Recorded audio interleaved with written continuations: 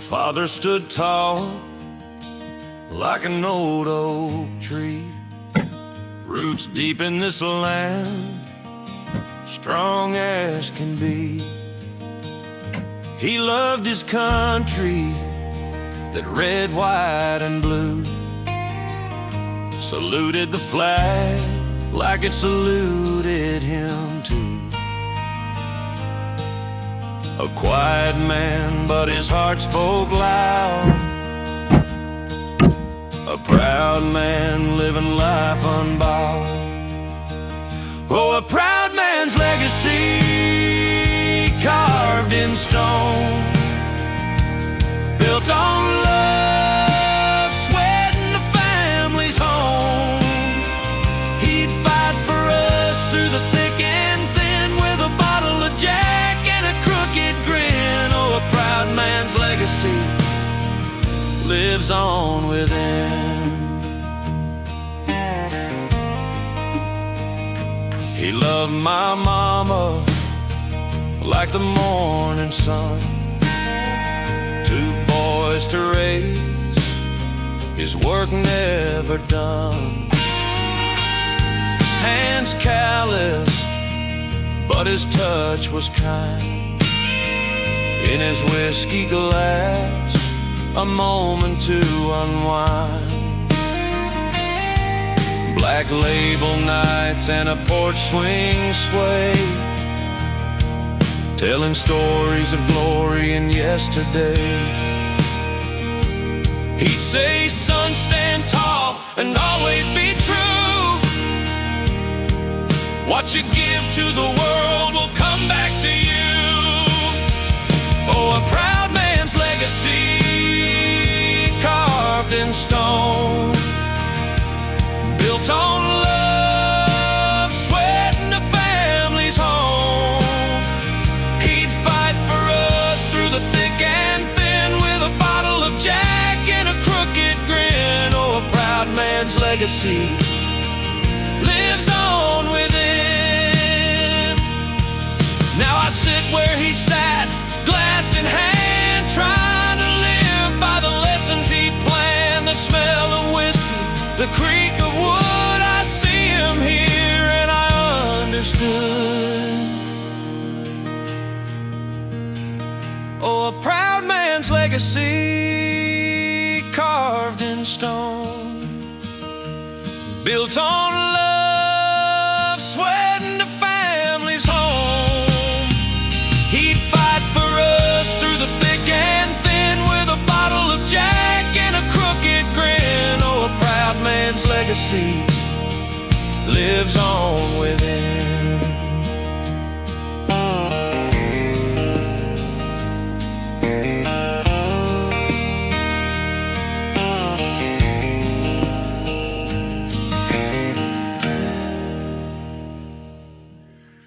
Oh, yes, indeedy. Yes, indeedy.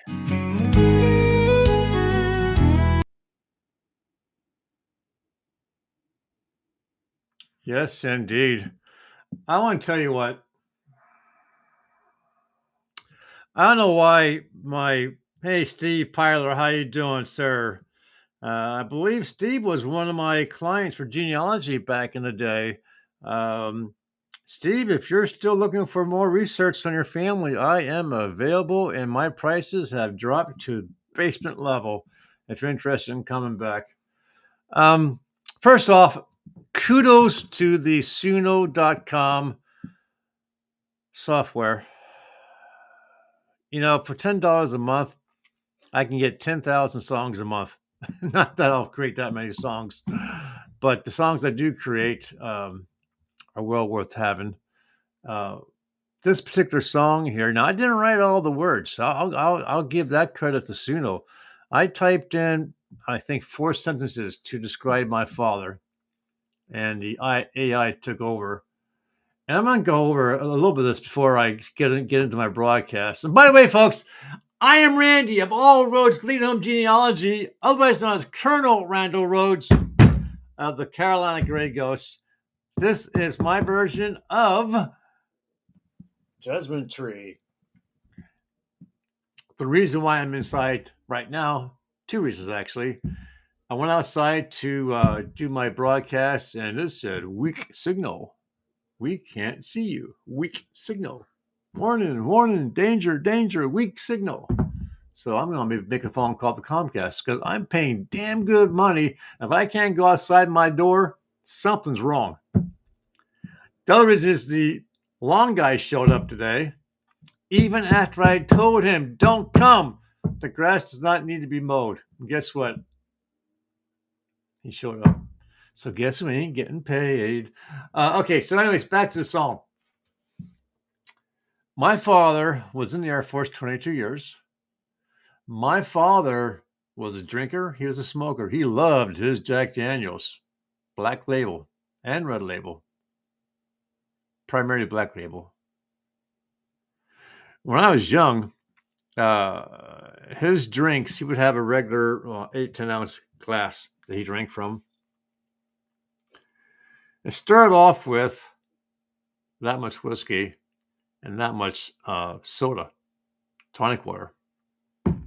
Towards the end of his life, it was that much whiskey and that much tonic water. He never drove drunk. He never got angry. He just passed out in the reclining chair on the porch. He had my father had his beautiful home, thanks to the Air Force retirement benefits and so forth. But he enclosed the outdoor porch, and he made it into like a TV room.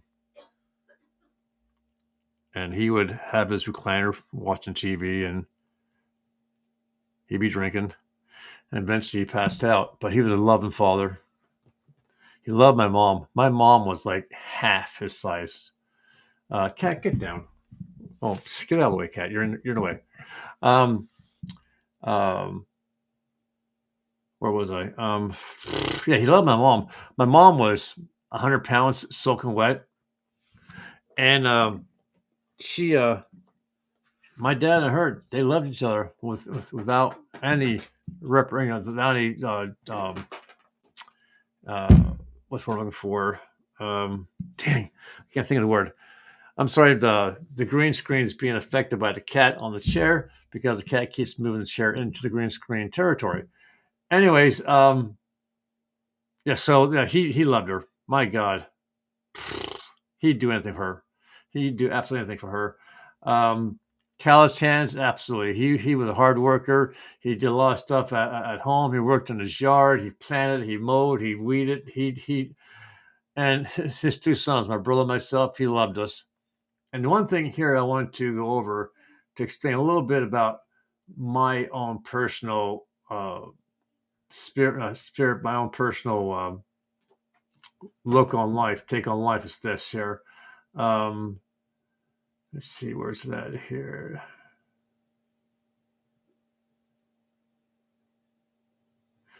He says, son, stand tall and always be true.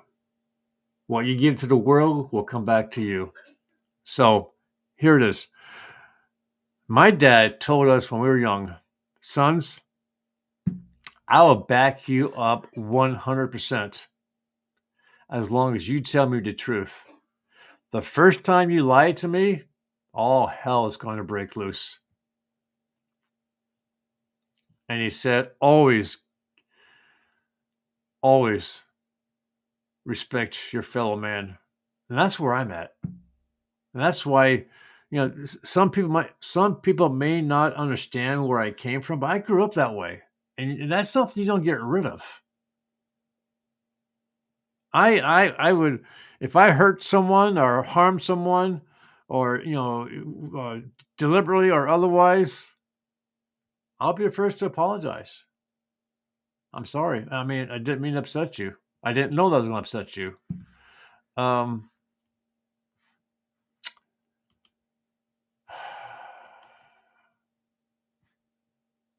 Yeah. So there are people today who are angry with me because of things I've said or done. I publicly apologized, but those individuals, they weren't brought up the same way as I was. So I'll let go at that. But why am I here? Judgment Tree, okay? Again, for those, Steve, you might not be aware of what Judgment Tree is. Judgment Tree was Daniel Boone's thing. And I am, yes, distantly related to Daniel Boone. And the Judgment Tree was brought about towards the end of his life. He was running out of money. He ran his course. He was at one point very wealthy, had a lot of land, owned a lot of property. But as things happen, came to an end. He was hurting for money.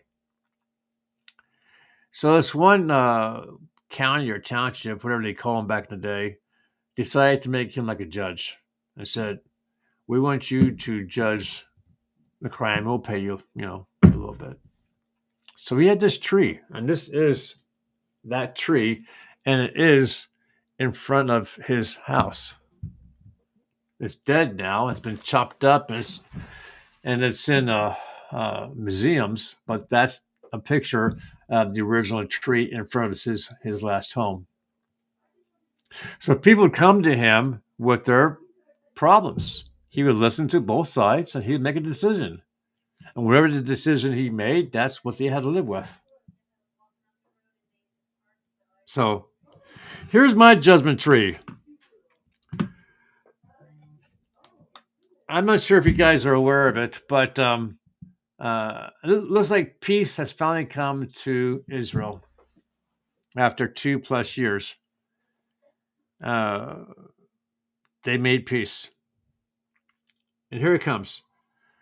I said to my wife last night when I first heard that the hostages were going to be released this Monday, supposedly. Okay. And I said, my God, first off, I was happy. Okay. I was happy.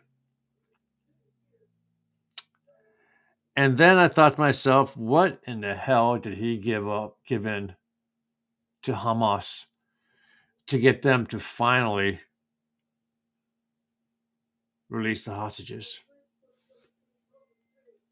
This isn't today's news.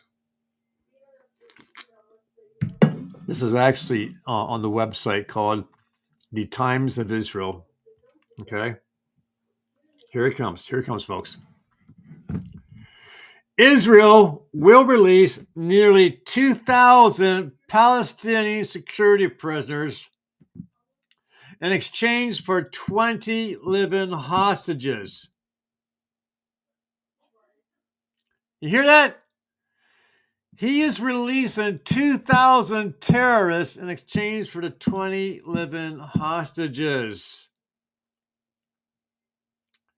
That number includes 250 terror convicts serving life sentences, 1,700 detained since the start of the war. Do the math, folks. 2,000 for 20. That's 1,000 terrorists for every one living hostage. That's what they're getting back. And I guarantee you, those 2,000 hostages, those terrorists, will be back right on the street doing the exact same thing that they were first arrested for.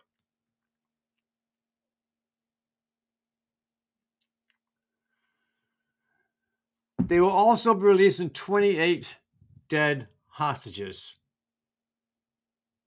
Can you imagine the condition of those bodies after 2 years? You know damn well Hamas didn't have them in refrigerator tanks.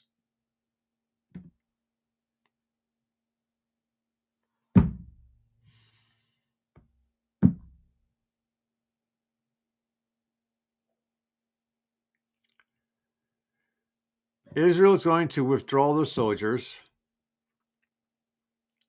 but will remain in control of 53% of the Gaza Strip until all the hostages are returned. Also, a daily number of 400 trucks of aid will enter the Gaza Strip for the first 5 days of the real ceasefire.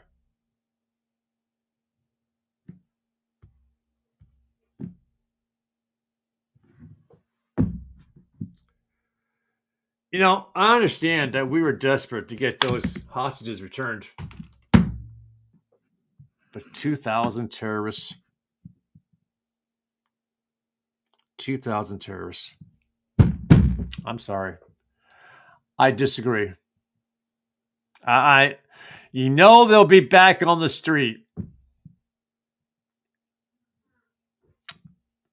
But we have until Monday to find out if that actually happens. I'm also here to remind you folks that tonight at 7 o'clock p.m. Eastern Time, Jen, the homeschool mom, and myself will be doing at least for now, a final review of Matthew Holmes' books. I believe he has one or two more in the works, but right now I have 6 of his books. Good morning, David Novar. Mr. Novar, today is the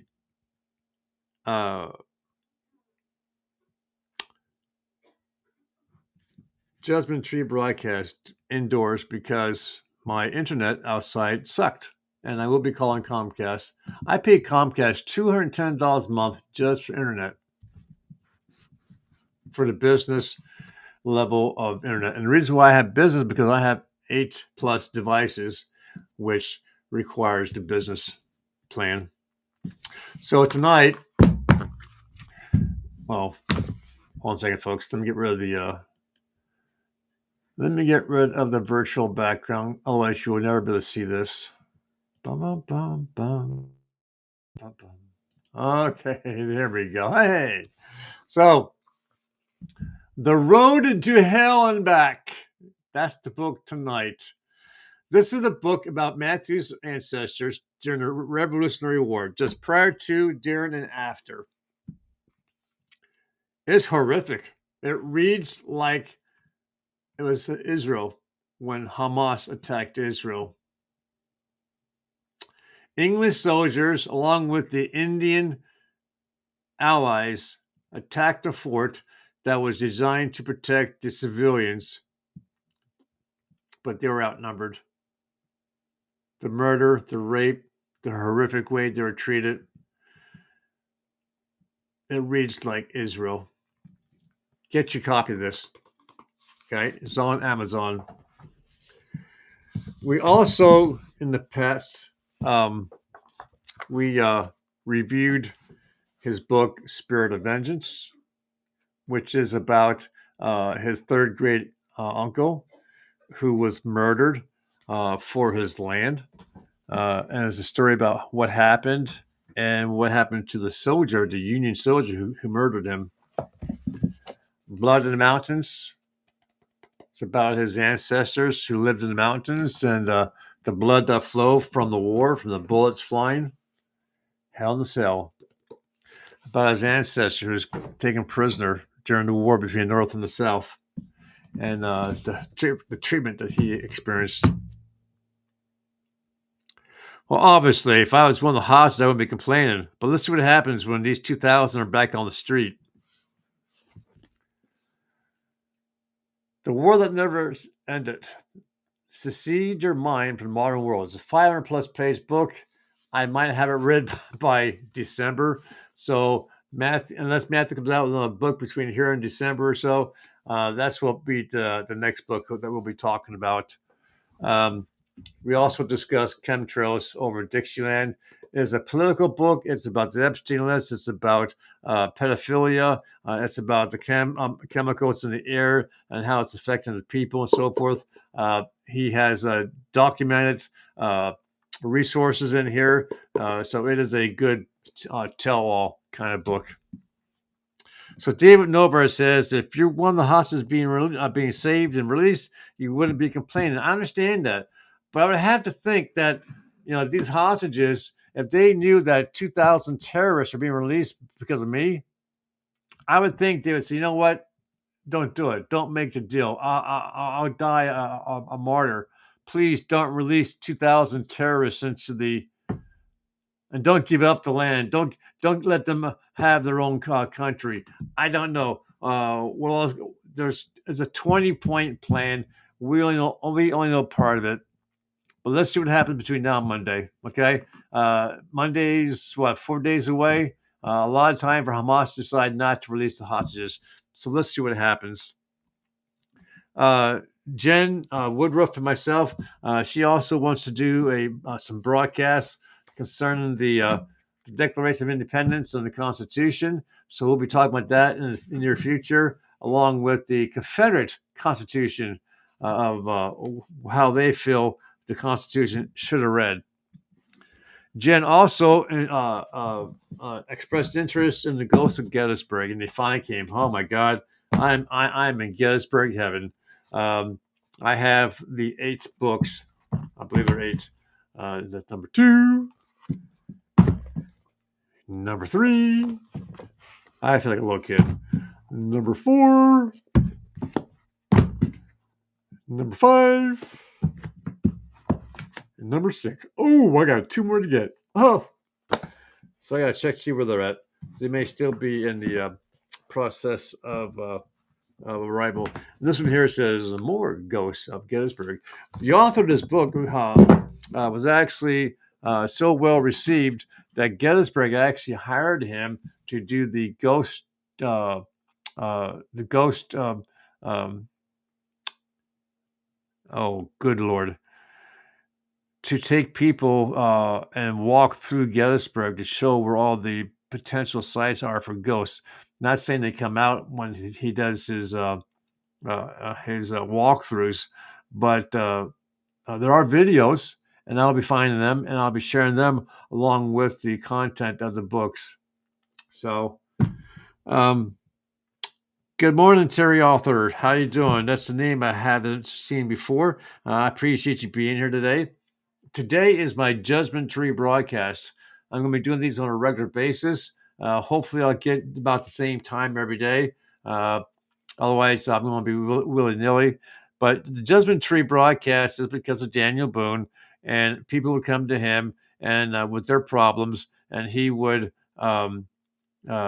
pass judgment. You know what? I might even see if there's any books out there of historical nature that actually will show what type of judgments Daniel Boone passed while he was still living in front of that judgment tree.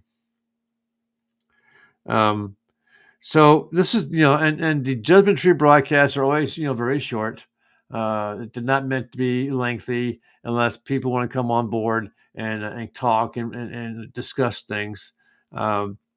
But they're always meant to be very short. I usually choose 1 or 2 things to press judgment against. Oh, by the way, did you hear they caught the guy that started the fire in California? Yeah, he was an Uber driver. Yeah. Not a good sign for Uber drivers. He actually had he started the fires, and he actually had his cell phone, and he took video of the firefighters fighting the fires he started. So the way it looks, he's only getting 20 years. The judge said he should get life because 12 people died. Not to mention all the animals and the property destruction. So that guy does not deserve to live. I'm sorry. I mean, there are, when you die, I'd rather die in my bed, asleep, not knowing I died, as opposed to, I don't know, burning up. Can you imagine? For those few couple of seconds, maybe a minute or 2 of burning, and you can't stop it? I'm sorry, that guy does not deserve to live. Period. Hopefully, someone comes to their senses and decides that 20 years is not enough. 20 years for 12 lives? Hell, the Hamas got a better deal. Must be a liberal court system. I don't know. So,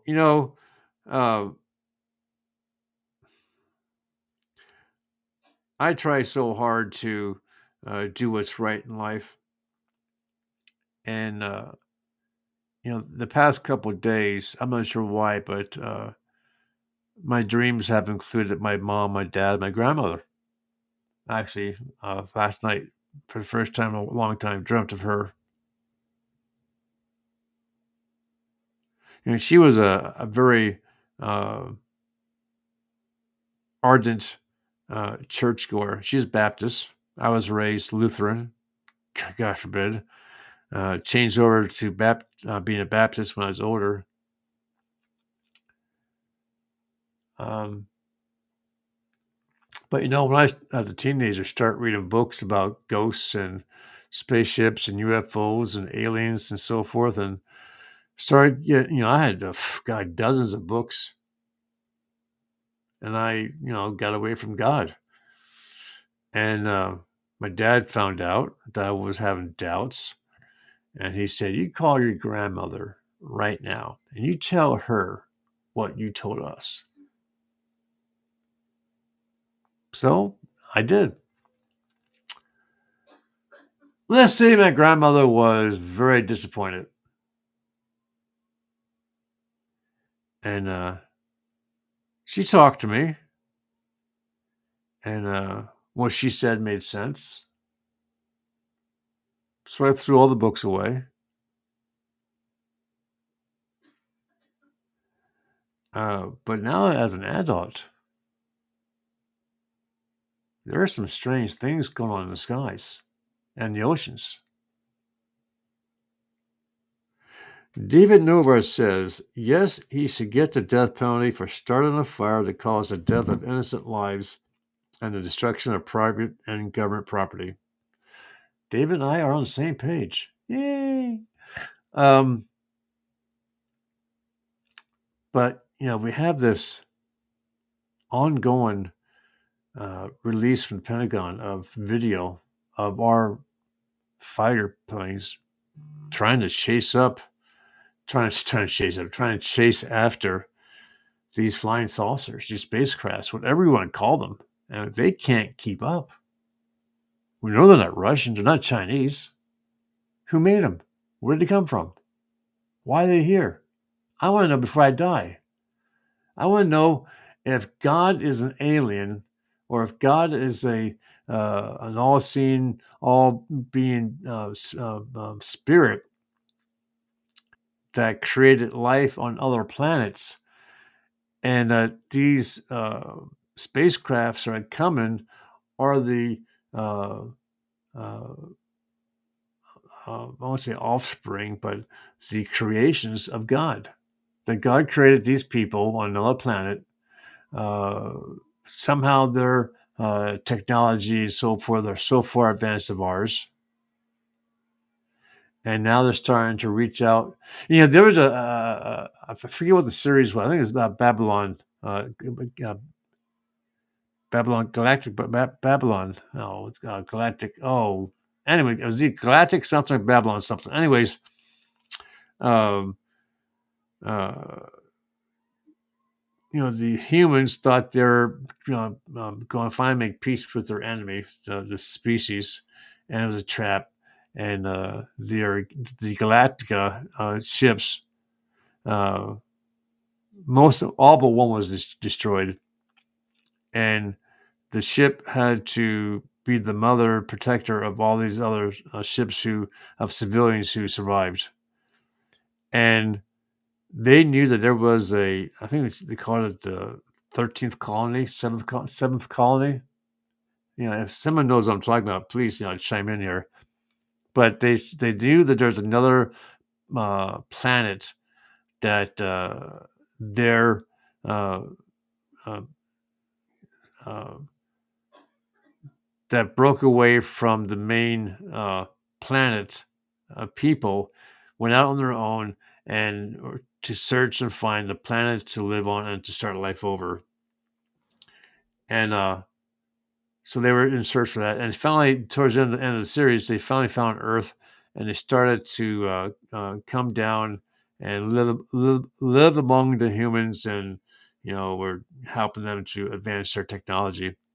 But anyways, I wonder if this is that. Maybe they're out searching for their lost colony, and we are it. God forbid. We're a mess if we are. David Nobar says, probably some of the aliens come here for the same reason we go to the zoo. Translation: Look, there's a human and he's wearing shorts. Don't feed him. Oh, oh, I'm having a good time. So, anyways, folks, look, it's 30 minutes into my broadcast, and like I said, these broadcasts are never meant to be long. I have a lot of work to do, a lot of things need to get done. Um, but I don't know how what you folks feel about the possible finally bringing to peace in Israel. Our 2,000 terrorists were the 20 uh, living people. Again, somehow I think that the Israelis, knowing how the Israelis are, they would say, please don't release a terrorist on my behalf. Think of the soldiers, the Israeli soldiers who died trying to get to them, and now we're going to release their enemy into the street. And one of the things is you got to turn over your weapons. Yeah, that worked really well, didn't it? Look at us when England came and said to the colonials, you got to turn over your weapons and your black powder. All right, they hit them. That's why when they finally had the chance, they took their weapons out from underneath the haystacks, found their black powder was in the drums, and they loaded up and they went to war. These Hamas are not going to give up their weapons. They'll give up some, but they'll hide others. Hell, they're making missiles out of freaking sewer pipes.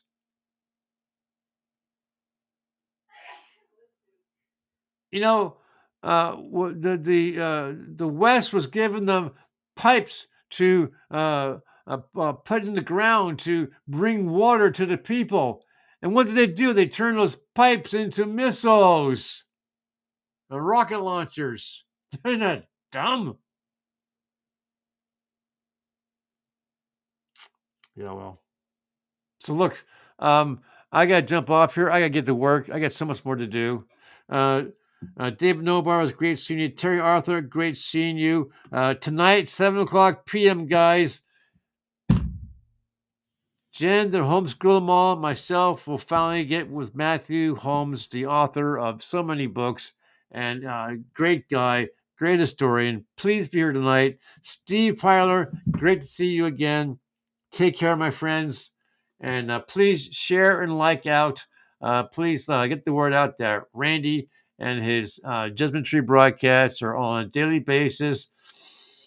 11 o'clock is kind of time frame, and we'll see you then. Take care, my friends.